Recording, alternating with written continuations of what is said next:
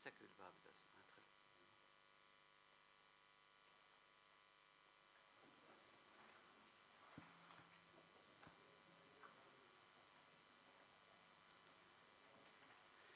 بسم الله الرحمن الرحيم.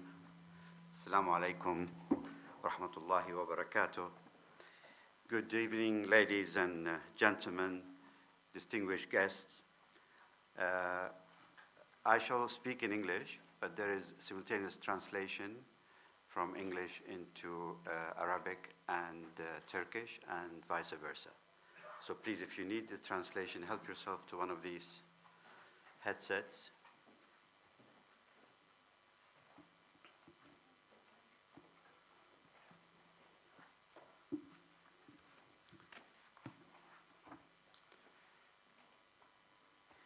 Good evening, ladies, gentlemen, distinguished guests, Your Excellencies, the ambassadors. My name is Sultan Barakat, and I'm the director of the Center for Conflict and Humanitarian Studies. I am extremely pleased to be able to welcome Dr. Mustafa Şentop, the Speaker of the Grand National Assembly of Turkey, and we are really most grateful for him to having accepted our invitation to engage with us in this conversation this evening. The conversation will last around 1 hour, and we will do as we usually do in our Distinguished Speakers series.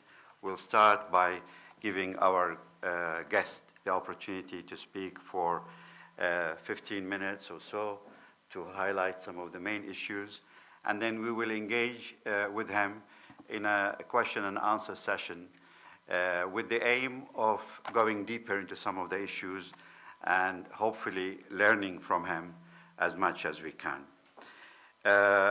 You are all aware of the strong relationships that tie Qatar and Turkey, which have got even stronger in the last few years.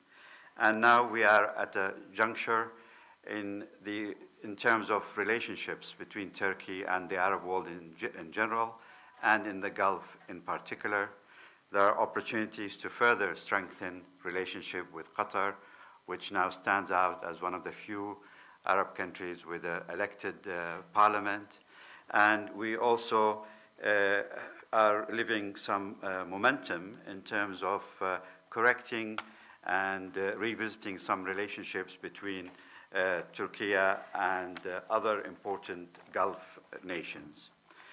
All of this will provide some of the background to the issues that we will be discussing today, but also there are many areas of cooperation between Qatar and Turkey, including in Afghanistan today, including on the conflict in Syria, dealing with the many humanitarian needs of more than 4 million Syrian refugees in Turkey and even more within the surrounding countries. We are extremely grateful that His Excellency Mr. Mustafa Şentop has chosen our center to speak on these issues. And as you could see from his bio, which has been circulated to those who registered with us, His Excellency Dr. Şentop is originally an academic.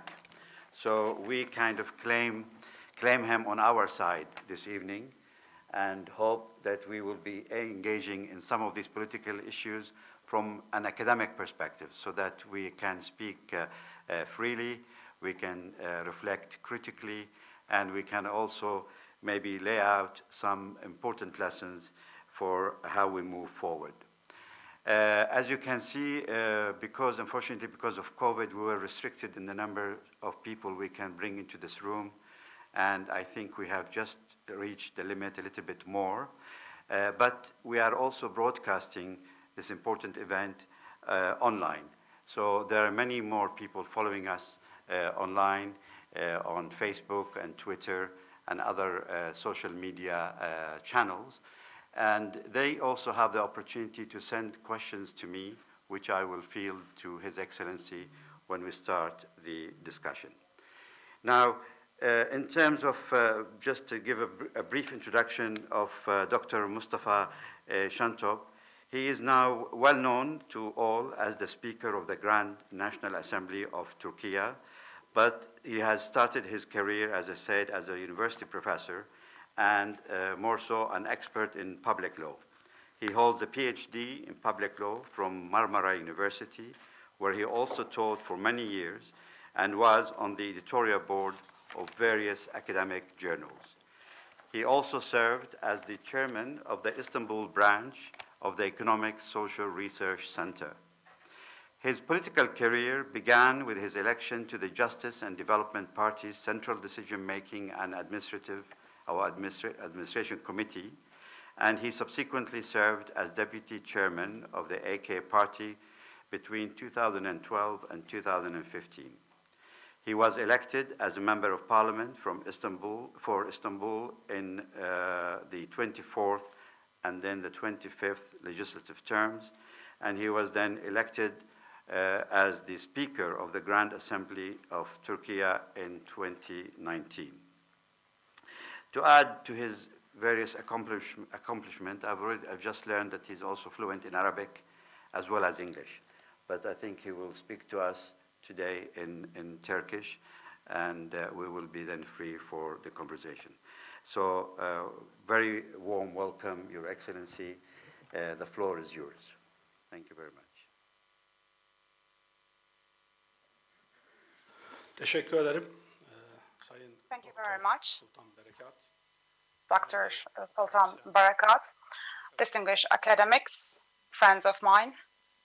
Bazen kendimce Sometimes konuşma yaptığımı düşündüğüm zamanlar when I think that I have a very good speech, I make a very speech. I may get some comments from my acaba iyi bir konuşma mı yaptım diye tereddüt staff, they tell me that I speak like a lecturer. Sometimes I question myself if I delivered a very good speech, because if I'm a lecturer, it means it's not a politician. So, Akademisyen arkadaşımızın dediği gibi as underlined by our academic friend and director Sultan Barakat, akademisyenim. I'm originally an academic. I worked as an academic at Marmara University in Istanbul at law faculty for more than 18 years. I Akademisyenlikte olduğunu, gönlümün I am still interested in being academician, an academic. It's deep in my heart. faydalı bir şey olduğunu, yani akademik But being an academic and having an academic background is really useful and beneficial for a politician. It has some advantages, but it may also have some disadvantages because politics, most of the time, konuşmada bir ortalamayı tutturmayı requires maintaining a certain average and certain average rhetoric. Sometimes if you go beyond that average and go down that average, it may be problematic. And sometimes, and most of the time, you need to decide, speak very quickly, but being an academic, you will not enable that. Because you have to think before, and you have to judge, you have to ensure a certain balance before you speak. You have that urge all the time when you're an academic. So I am in between academic and politician as much as possible. I try to take advantage of its benefits, and I try to go over the limitations of being an academic, and I've been actively involved in politics for more than a decade. Therefore, it's a great pleasure for me to be with you here in this occasion, because I'm always delighted to be with the university students, university professors, academics at research institutes and think tank institutions and think tanks. It's always a pleasure for me. tabii vakit çok sınırlı. Of course, the time is very limited, so I can only develop on certain topics and headings as regards the content of my speech, and then we can get your comments and questions if you may have any. History is also a specific area for me. I am a professor at the history of Ottoman law and Roman law and Christian law. I am an expert on comparative law. I have some comparative studies between the laws that existed in the world. I lectured at the graduate level, master's and PhD level. Of course, history is a chronology because history is composed of days, weeks, months, years, minutes, and seconds. And this is the axis of history. It is chronological. But we don't perceive history like that. This is right, not wrong. But we don't consider history as minutes, days, weeks, months, or years. Of course, history is perceived by us as the events and incidents that fill that history. For that reason, going back in the history, to give an idea about the works that have been written so far, sometimes 100 years of period in history in a certain region, in a certain geographical location, maybe it describes in 50 or 40 pages, but sometimes just one day in history has to be described in volumes of books. For that reason, history, although history is based on chronology, but because of the events and developments in history, they are not the same. Because the flow and speed of flow of history is not always the same throughout history. We had a professor, a political scientist, who is a very senior professor, who is İlber Ortaylı, who has written a book. And the title of the book is interesting, The Longest Century of the Empire. This is the title of the book, The Longest Century of the Empire. It is 100 years, so can we say that there is a long or short century? But the 19th century for the Ottoman Empire and also the whole world and the whole region was very long, because that century shaped the next century. For that reason, it is completely longer than the previous centuries because of the people living in that period and also its implications and consequences for the future centuries. If we consider history as a river, it is not the same at every point of the river. Sometimes it flows very slowly. Maybe the second half of the 20th century till the last 10 years until 1990s or the 20th year, the river was flowing very slowly. The history was flowing very slowly. But sometimes that flow is faster. The flow rate increases at certain points in history. They are the points where the riverbed narrows down and the direction of the flow changes, where there are junctions or intersections. In those periods, the flow of history increases. So we have longest weeks, longest days, longest hours, just like longest centuries.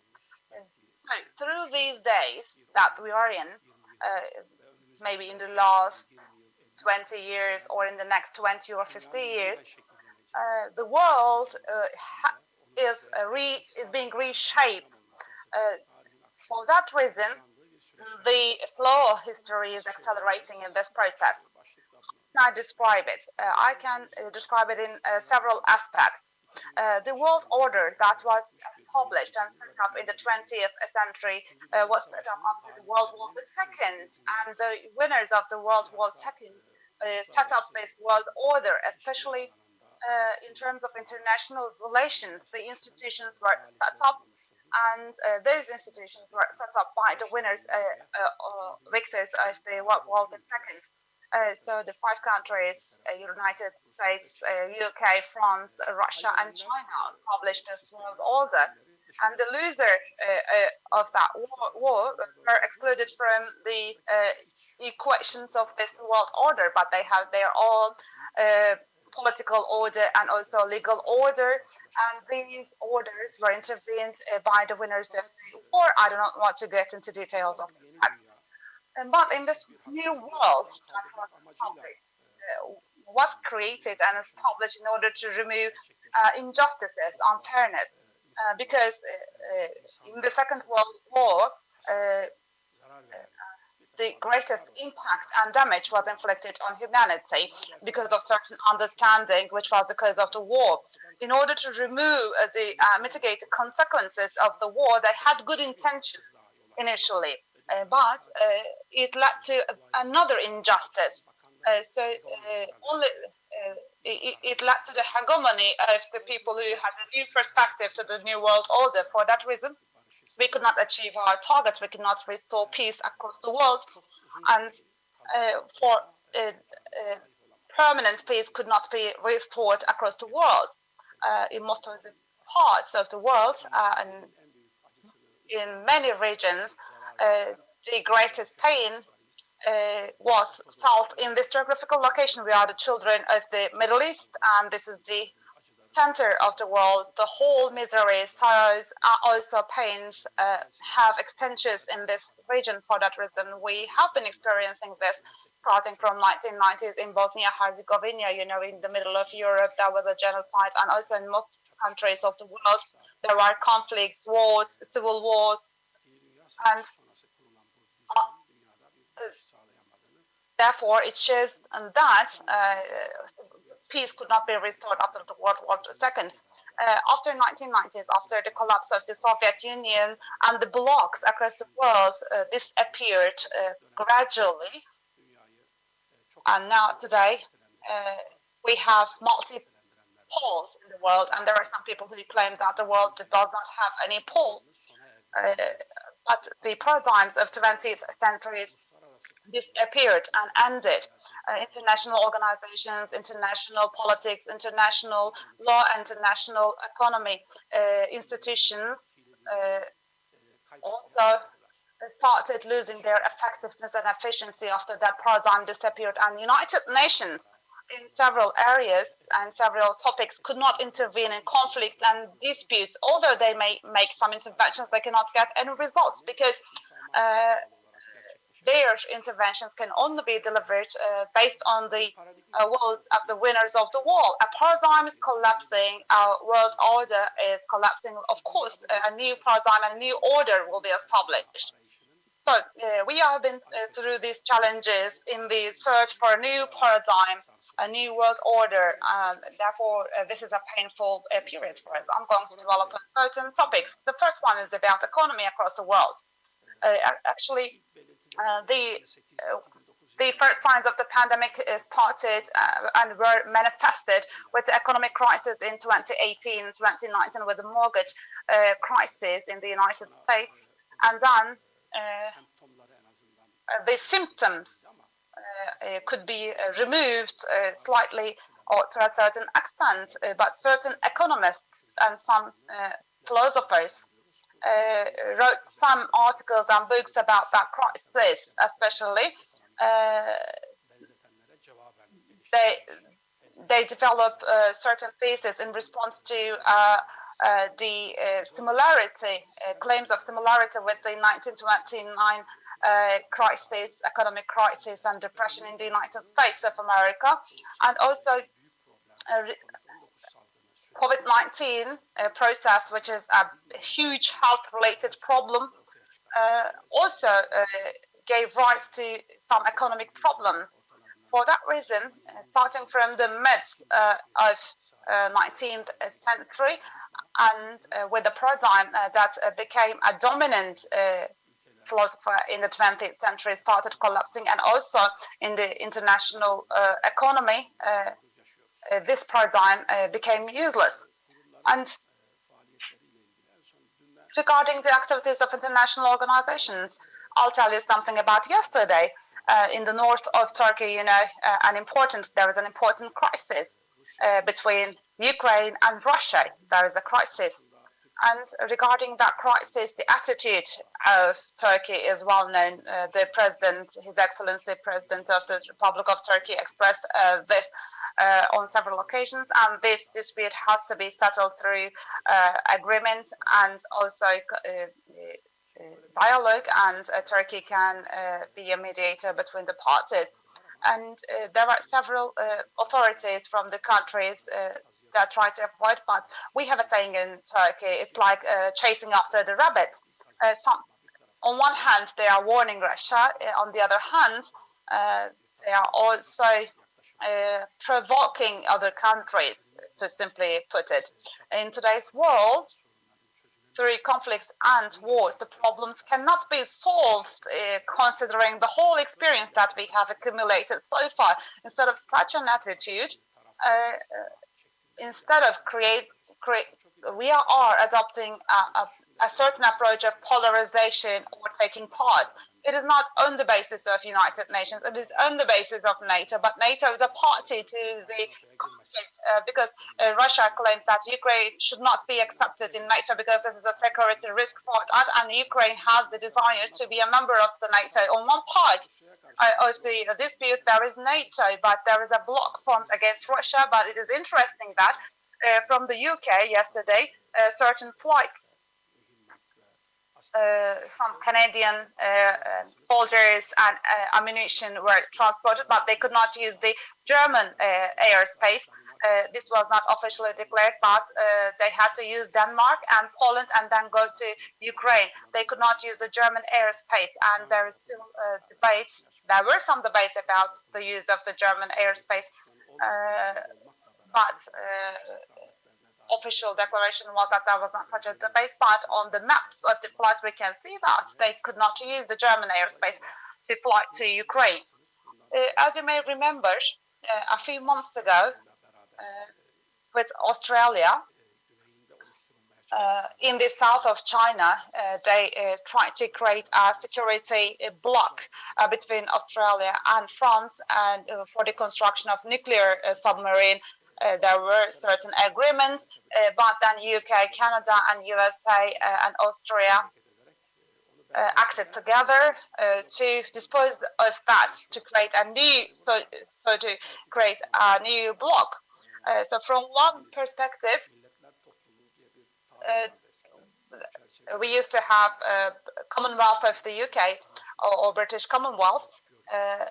So it seems that these conflicts and disputes occur in the Commonwealth. I'm telling this because the context of United Nations in the narrower sense, a Western Bloc, and the NATO context, which belong to the 20th century. Many paradigms and institutions belonging to the 20th century seem to be losing their functions, and it seems new things emerge.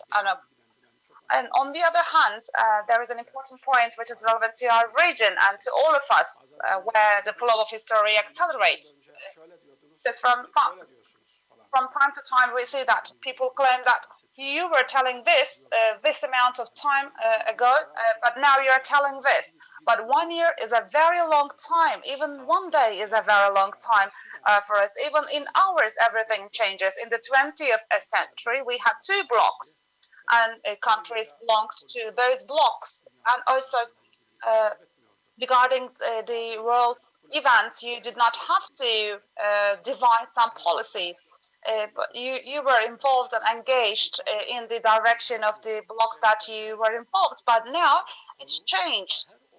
For every event, for every topic, every day you need to devise and update your policies. You need to update your attitudes and approaches. If you may have an agreement with a country for a certain topic, but on the same day, you may be on the other side, in the other party, or for another topic. So this is a very dynamic process. So within the framework of all these examples and topics I referred to, we are in the era of a new world order to be established, to be set up. As we talk about a new world order, we need to also talk about the principles, the paradigms of the 20th century, and the institutions based on that failed because of prioritizing interest. The countries and people were selfish because they prioritized their own interests. This is the basis of all the economic, social, and cultural conflicts and disputes, and also in the field of defense and political conflicts and disputes. The countries that are strong and feel strong were selfish, and that led to that picture, but the world could not carry that. And in the new world to be set up, selfishness, primarily selfishness, and issues that are not in harmony with humanitarian values will not persist any longer. I will conclude very briefly. This is also important. Migration is one of the most important points. Migration is a topic of discussion in the whole international community. Migration is on the agenda of everyone. If there is just one item on the agenda, it is migration. So we are in such a debate environment, but in the next 25 years, the topics that we discuss related to the migration will be just the prayer words of a book. There will be more massive demographic movements and mobilities, as I forecast or predict. How? Because the political axis in the world change, and a new world, a new paradigm also will be set up, and this is important. In this world, based on demographic movements, there are past and future projections in some of the studies conducted. One of them is about Africa. From 1750 and 1950, in 200 years, between the continents, the rate of the population or the proportion of the population did not change significantly. 20% of the world population lives in Europe. 55 to 60% of the world population live in Asia, in Africa 9, and 11% of the world population lives from 1750 to 1950. And from 1950 to early 2000s, in just 50 years of time, that demographic balance changed and shifted. In 1950s, 20% of the world population lived in Europe, and in 2000, this decreased to 10%. In Asia, the rate is more or less the same. It was 55 to 60% of the world population, and in Africa, it increased to 14 or 15%. But in the next 50 years, according to the demographic projections, only 5% of the population will live in Europe, and Asia, 40% of the world population will live in Africa. More than 40% of the world population will live. Of course, this is originally Africa. So what is going to be the situation for the world population? Where are they going to live? What are they going to do? And there are two important problems, because the population in Europe is aging and the working population is decreasing. This is a substantial problem. There is a need, there is a vacuum because of that. And also, there are people who cannot have the opportunity to live in the territories they were born because of the conflicts, economic situations, and they cannot live under minimum humanitarian standards, and they will move. Where? They will move to the demographic movements always were from east to west, from the wealthy countries to from the poor countries to the wealthy countries, and the direction of that new mobility and movement is very clear. And we can overcome these problems in this new world order that we will set up. It should be based on humanitarian values, and every person should maintain their lives in the territories that they were born in through the minimum standards. So to prevent migration, instead of spending lots of money, we need to ensure and enable those people to live in their countries of origin or where they are born originally. So we need to create this understanding. We should remember this. And this pandemic reminded that of us. So when we say globalization, first the free movement of goods and money crosses our minds, and then this included the free movement of people as well. But in recent years, we also saw that diseases and viruses are also global, because a virus that emerged in China turned into a pandemic, a global problem in a very short period of time. Diseases are global. For that reason, treatment and vaccines should also be global, because some countries today stock 2 or 3 times more vaccines for their people's need. But in Africa, the vaccination rate is very low, and the available to us vaccines is very low. So we need to dispose of all this understanding. If you vaccinate all Germans, all British people, all French people, it is not enough, because a mutation that occurs, or mutant virus that occurs in Africa, can travel to Germany or the Netherlands in a few days. For that reason,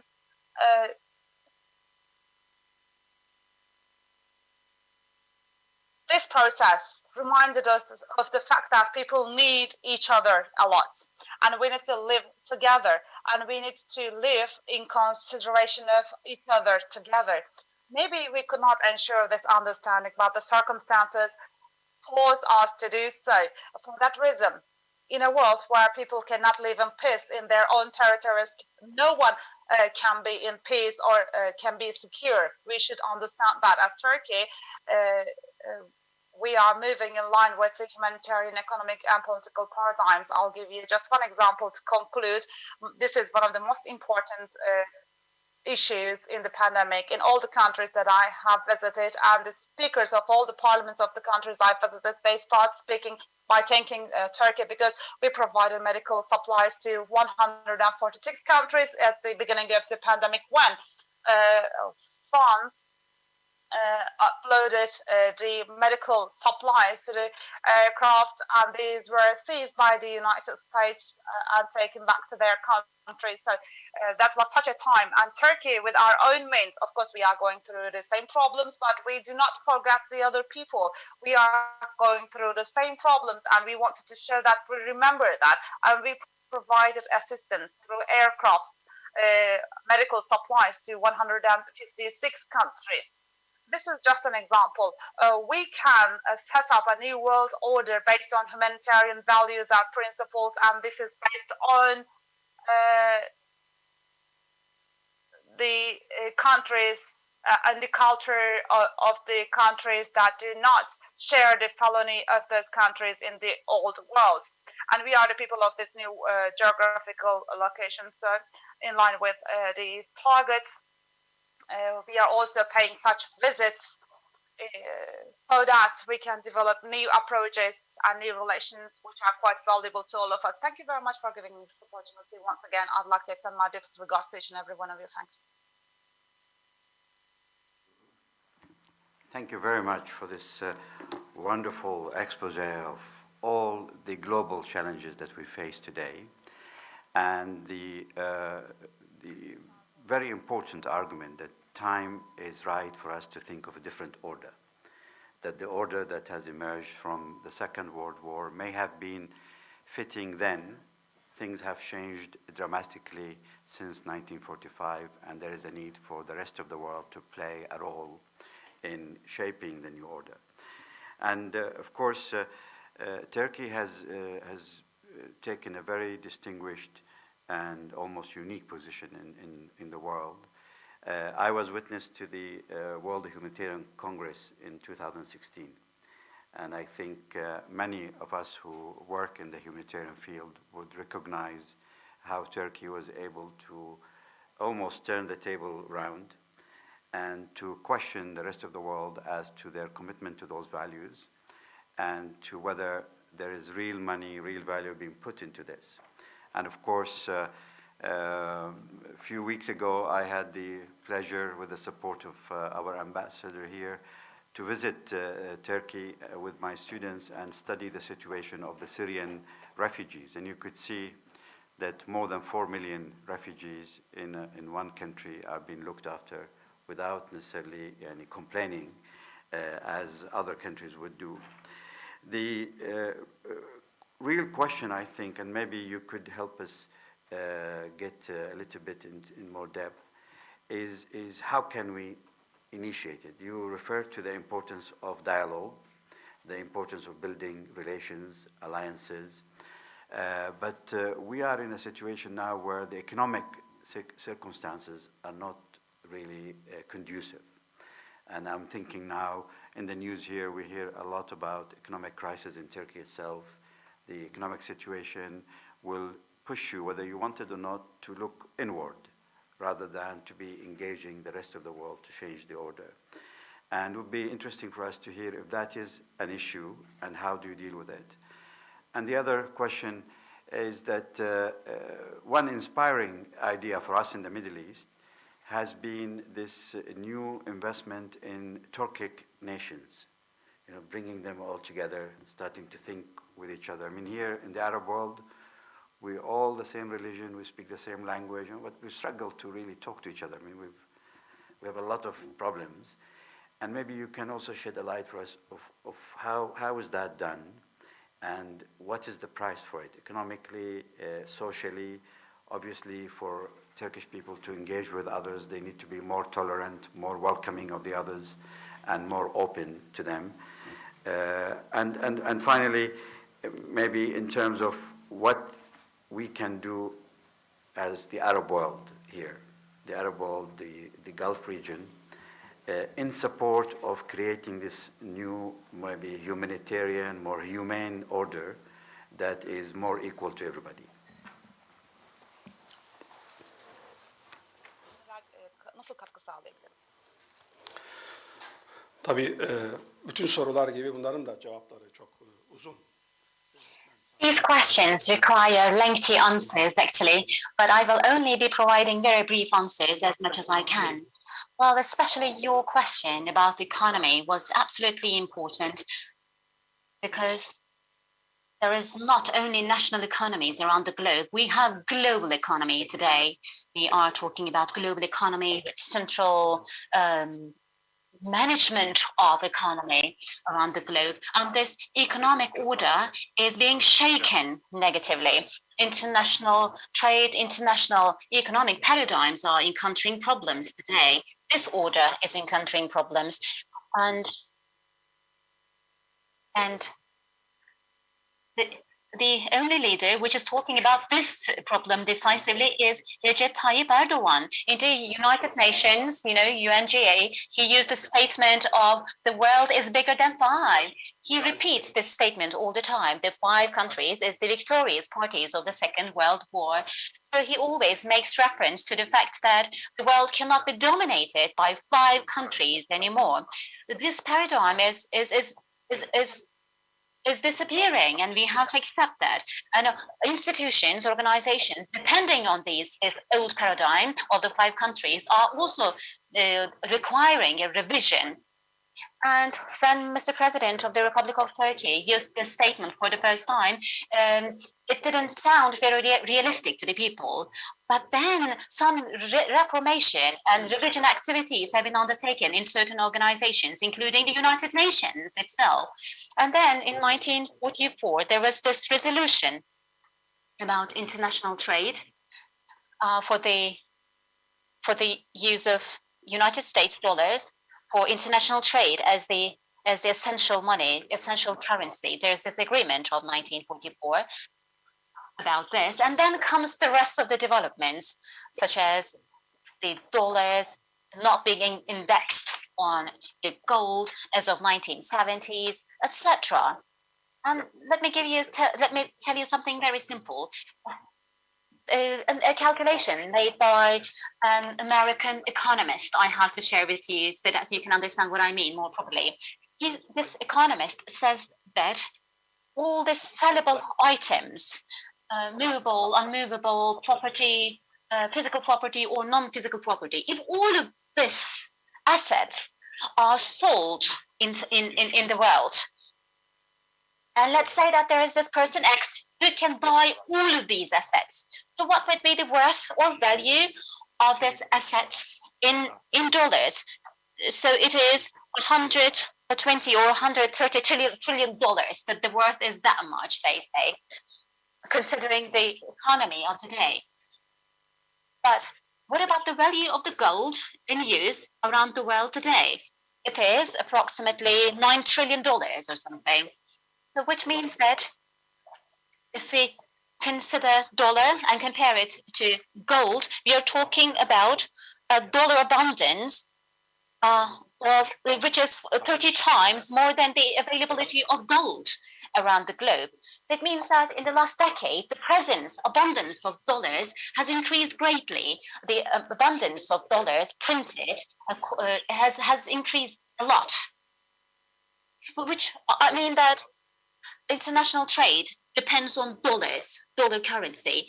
And this has ramifications on the national economies. It has ramifications on the domestic economies of the countries, as well as the international trade interactions. Mr. President of the Republic of Turkey, he once said that we either should use a new currency in the international trade, for example, gold we may use, or the countries can be engaged in international trade using their own monies or own currencies, then offsetting can be done, he said. So he suggested that let's not use dollars as the sole and only currency in the international trade. He had the suggestion back in time. Then came certain important developments, economic developments in Turkey. Back then, people heard about as something utopic, but then came Russia and China, which supported this argument, this idea, in theory though. And some transactions then started to be undertaken by use of national currencies in small amounts though. But let me also talk about digital currencies. We are talking about digital currencies today. And this is also linked to the current economic model around the globe. One of the basic elements of the current economic model dominating the world is money. This is up for argument, but there is this theoretical transformation about money. Well, economy is an important topic, but both about economy and migration or regional affairs, we are going through challenging times. The history is flying more quickly, and it requires us to change our perspective and lenses towards the affairs. So we cannot only think about the affairs in Qatar or Turkey, or we cannot only consider the issues in the Middle East. We need to put on lenses to look at the global affairs. It may be economic, it may be political, and others. We have to develop our abilities and capabilities to do so, because the time is requiring us to do so. About migration, let me come back to migration.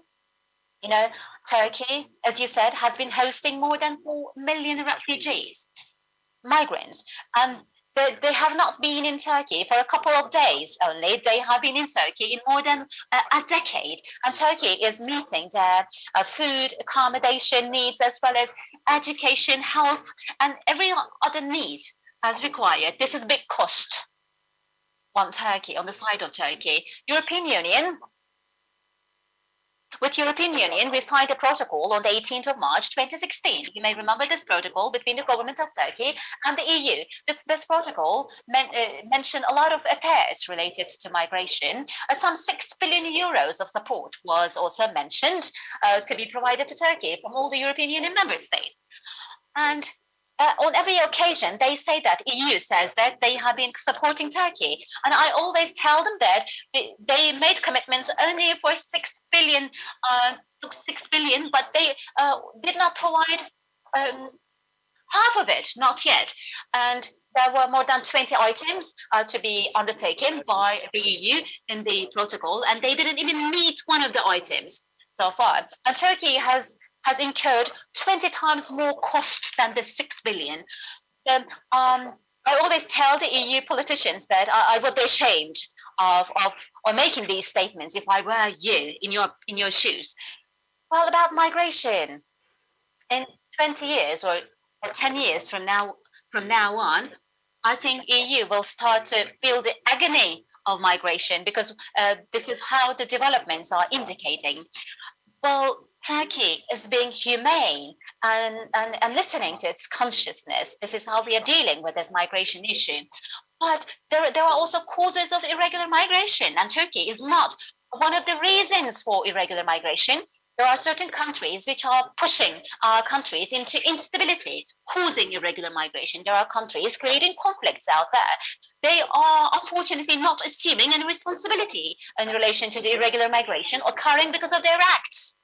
Turkey was never a responsible party in the first place to create those conflicts leading to irregular migration, but Turkey is assuming all the cost brought about by the irregular migration. This is not fair at all. And we make this statement in every occasion possible. Migration is a global problem, and it requires a global solution, especially from those parties who cause the migration in the first place. And the cost of migration should be undertaken collectively. I'm not talking about economic cost only. There is also social and cultural cost involved. All of these costs should be collectively shouldered. Well, as the government of Turkey, we have been treating the migrants no differently than the Turkish citizens. But what is best is for everyone is to live in their countries of origin, neighborhoods of origin. For that, for the peace and stability has to be restored so that everyone can go back to their countries of origin.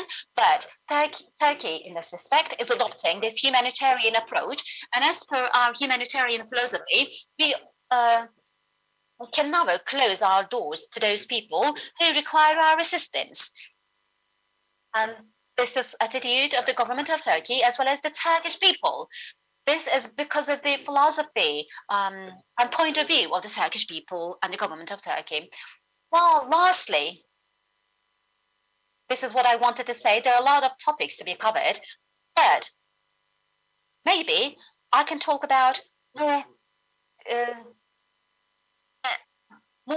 general problems rather than talking about more imminent, closest problems to our countries. We are going through difficult and challenging times, which will bring about cost. Of course, it will bring about cost.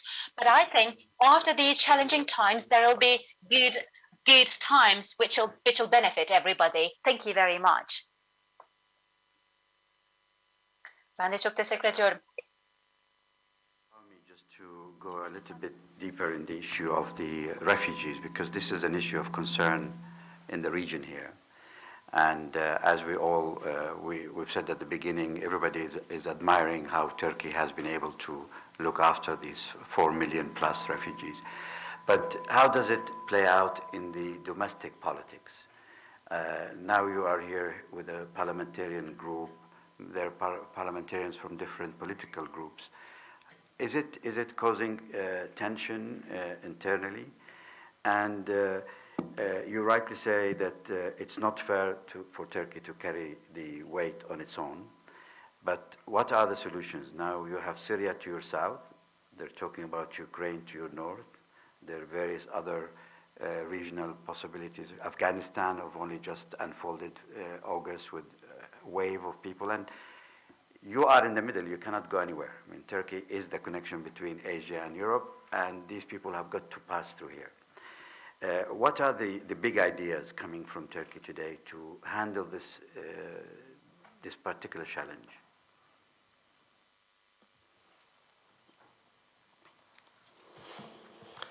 Teşekkür ederim. Tabii Türkiye 85 milyon. Well, Turkey is a country of 85 inhabitants. So the population size in Turkey is 85 million, and we have more than 4 million refugees in Turkey who have been in Turkey for some time now. And this is absolutely a problem. You know, the situation brings about challenges. Some incidents as well. Some incidents are happening because of this situation, but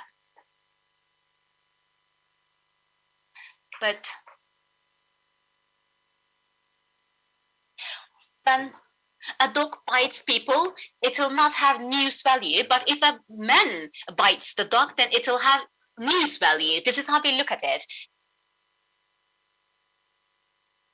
And there is this movie, Dr. Dog, called normally the dog shakes its tail, but this time the tail shakes the dog. So there is this statement in Turkey that we use in Turkey too. Well, the thing is, okay, incidents are happening, but people may be exaggerating them to create news value. This is what I'm saying. There are certain journalists who may be doing so, and there may be certain politicians who may be exaggerating those incidents to create news value. And these are segments of the society and also European politicians who should be looking at themselves, looking at their own responsibilities. But rather than thinking about their own responsibilities, they are making fuss out of the incidents in Turkey. Well, I think generally we have people working in the area of social sciences among us today. And when it comes to social sciences, you know very well that for you to come to a final conclusion, you need to see cases supportive of each other, representative of the incident. This is why I'm making reference to the 85 inhabitants and 4 million refugees among these 85 inhabitants. How many incidents or cases are happening against or involving refugees? 100,000, 10,000, 1,000? No, just rare cases, rare incidents, like 3 to 5 or 10 incidents involving refugees or against the refugees. Well, even if we didn't have refugees, we have 85 inhabitants. Of course, there would be cases, criminal cases, and others. Of course, this is only natural. And some of the criminal cases involve refugees, indispensably, inevitably. This is why there may be some very unjust criticisms against Turkey in this respect, including in the domestic politics. There may be, there had to be certain thinkers, writers, politicians who adopted a certain perspective in this respect, criticized Turkey wrongfully, but maybe they didn't have the bad intention. And also in Europe, you know, maybe there's Islamophobia and xenophobia. We don't have it in Turkey. We never had it in Turkey. We never had this xenophobia against refugees. In European countries, we hear of news where Europeans call refugees to go away to their own countries of origin. We don't have this in Turkey. We don't see that in Turkey. There may be some cultural and social and economic problems involving refugees, and we are coping with it. We are managing it, and we're coping with it. And what else? First of all, the sources of migration should be lifted, should be removed. About solutions, you're asking, right? Afghanistan, for example, there is this significant humanitarian crisis in Afghanistan. But, well, an argument maybe, let's sit down and talk about who should be assuming the government responsibilities. But there are people in Afghanistan who cannot have access to the basic services, including health and others. So we can talk about the government, but please set this aside for a moment and talk about the humanitarian crisis, the needs of the people, basic needs of the people first. This is why Turkey and Qatar have been collaborating greatly, especially in order to foster communication and transportation between Afghanistan and the rest of the world. We have been working on the joint operation of Kabul airport together with Qatar. Very important progress has been made between the two countries, and hopefully very soon Qatar and Turkey will be jointly on board for Kabul airport. And this way, humanitarian aid will reach Afghanistan easily, and communication channels and transportation channels will be opened up between Afghanistan people and the rest of the world, and also they will receive the much needed supplies. What I'm saying is the solution is to remove the causes of migration, first of all, the reasons for migration, first of all. And when we look at the total numbers of refugees, Turkey is hosting the highest number of refugees around the globe. But Bangladesh is also hosting important numbers of refugees, but people do not know about it because Bangladesh is in the Far East, far from the other countries. That is why people do not know about it. Muslims of Myanmar and Rohingya are migrating to Bangladesh, and they are taking shelters in Bangladesh under the most challenging circumstances. Bangladesh is assuming this burden. The same goes for Pakistan. More than 1 million refugees are taking shelter in Pakistan, including migrants from Afghanistan. Well, there's this country coming from tens and thousands of kilometers away from the country, intervening in the country, and also creating a chaos in the country, then leaving, withdrawing from the country. This should not be the case. We are objecting to this fact. So what we say is, first of all, economic causes, conflict hotspots, all of them have to be looked at, and with goodwill, we need to lessen the number of causes of migration, including conflicts and economic problems. And some of the countries are adopting very wrong practices and approaches in this respect that they have to give up on immediately. And by the way, the peace is to be restored so that people can go back to their countries of origin. So we need to create the facilities in the countries of origin so that those people can go back to their countries of origin. This is a possibility for Syria, and we have been talking and discussing with Qatar in relation to this topic from time to time. And we're also discussing this with the administrators of certain EU member states, especially in Syria, in regions free or liberated from terror. We are trying to set up these living spaces for the people. We can work with the other countries in doing so. This is what we desire to do. But it goes without saying that we have to understand each other first of all. We need to understand the causes of migration. This is why we have IPU, Interparliamentary Union, and there was this conference on migration with the attendance of the speakers of, we recommended the organization of this conference with the participation of the speakers of the parliament. And Secretary General of IPU liked the idea, welcomed the idea. Preparations are going on. In May or early April, there will be this conference on migration, hopefully. And the speakers of the parliament will have the chance, parliamentarians also will have the chance to see things firsthand on site in Turkey when it comes to migration, so that they can understand the dimensions of migration and elements of migration.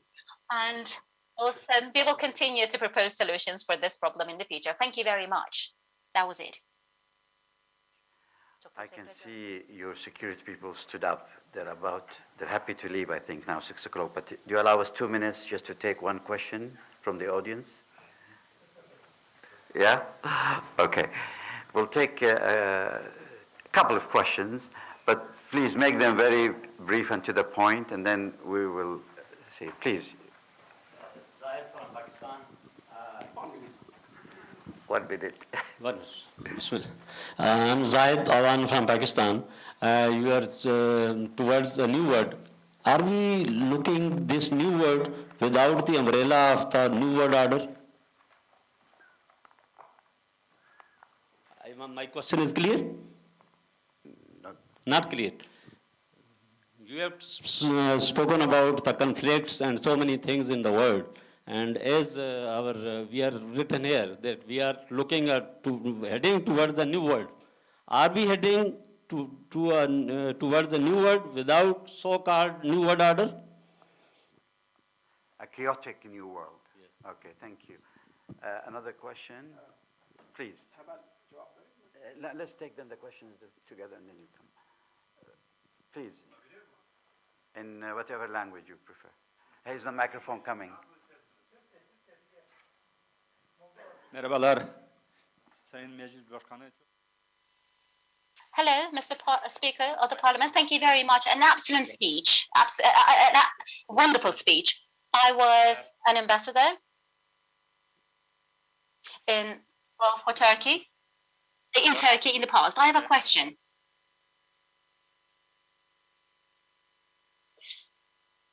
Well, in recent times, there are conflicts around the globe. Well, conflict between the USA and Russia, for example. There has been dialogue between the countries in recent weeks, between the countries, but also there is this situation between NATO and Russia. Turkey is a member of NATO. So how do you consider this situation? What are you expecting to happen after this conflict? Very much. Please.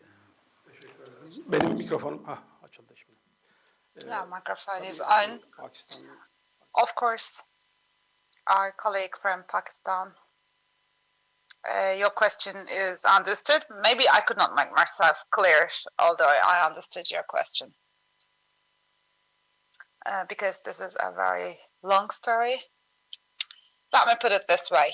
In the historical flow, in the course of history, in politics, law, social life, and scientific life, there are some.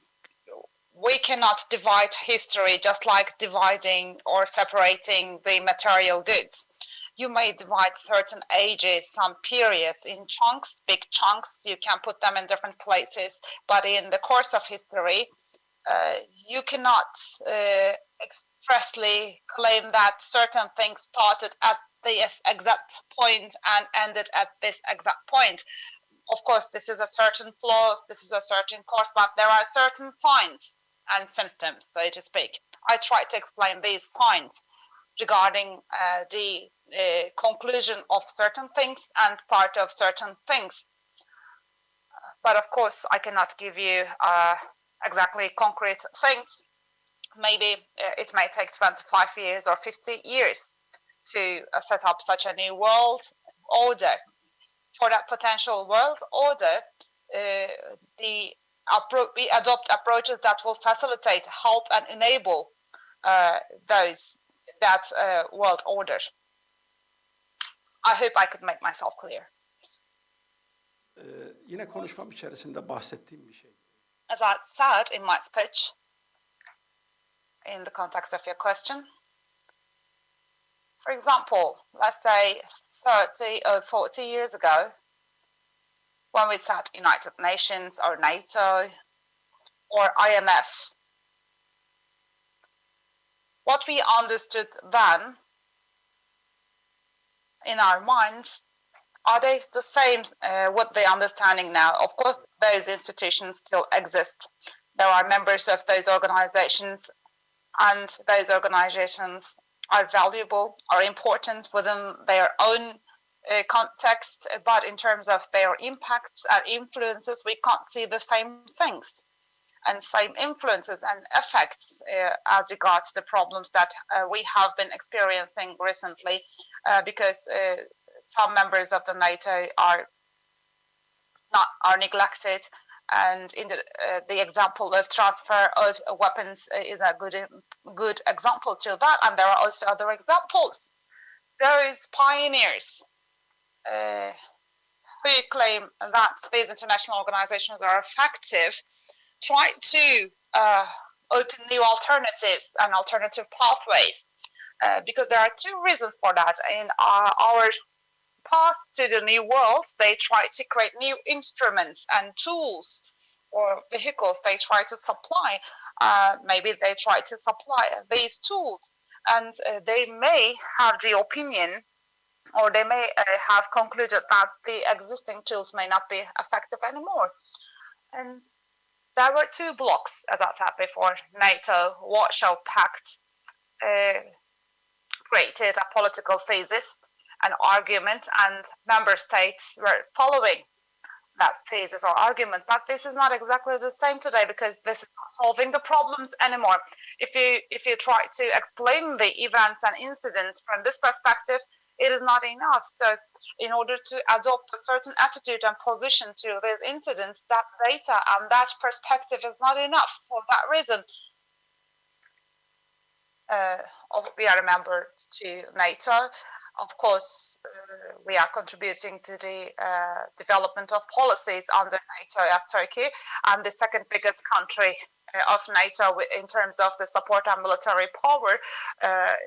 Turkey is the second biggest country in NATO, and Turkey is a very effective country and very active. But of course, instead of NATO, European Union has a certain approach to develop their own force, pioneered especially by France, and now France is a term president. But you know, a very big fiasco happened. For example, a Bosnian genocide in Bosnia-Herzegovina occurred. It is just in the heart of Europe, and the peace force soldiers in front of the eyes of the soldiers, that Srebrenica occurred. I visit many European countries in this sense.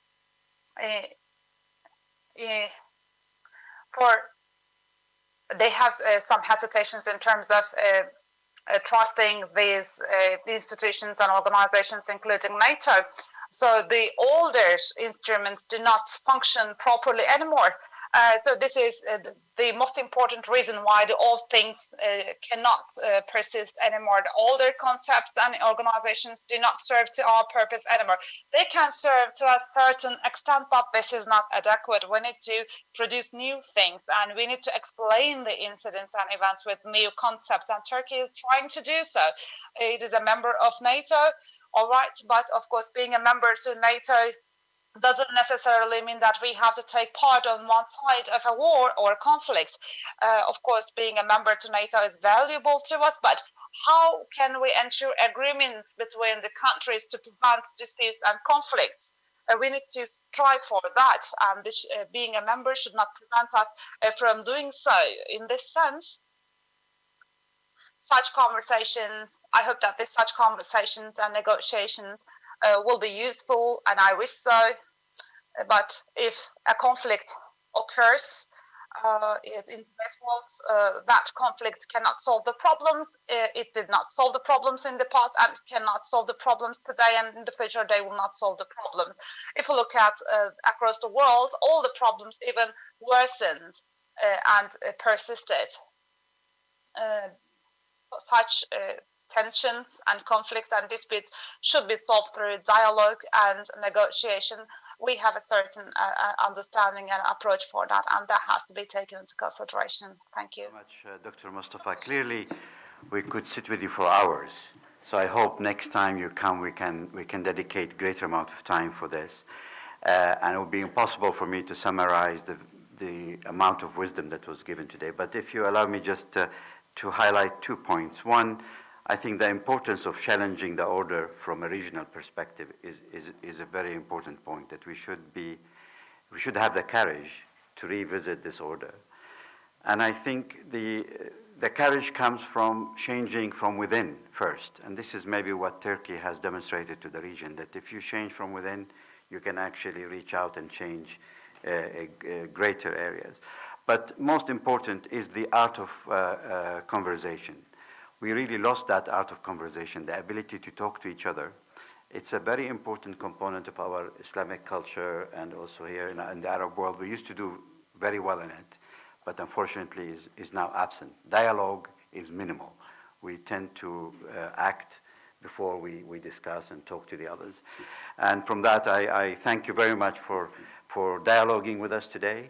And I hope we'll have more opportunities to have such events in collaboration with Turkey. And I must also thank our wonderful ambassador here for helping us organizing this. Thank you very much to all of you.